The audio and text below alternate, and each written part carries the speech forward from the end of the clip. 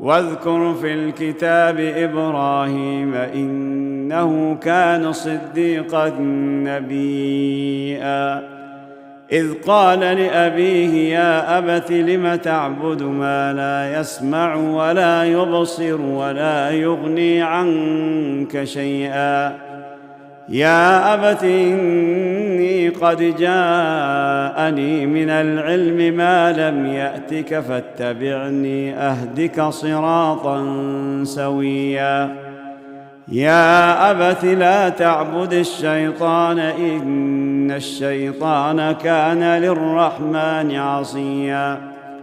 يا أبت إني أخاف أن يمسك عذاب من الرحمن فتكون للشيطان وليا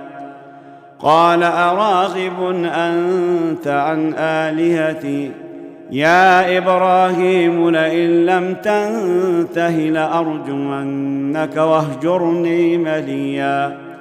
قال سلام عليك سأستغفر لك ربي إنه كان بي حفيا وأعتزلكم وما تدعون من دون الله وأدعو ربي عسى ألا أكون بدعاء ربي شقيا فلما اعتزلهم وما يعبدون من دون الله وهبنا له إسحاق ويعقوب وكلا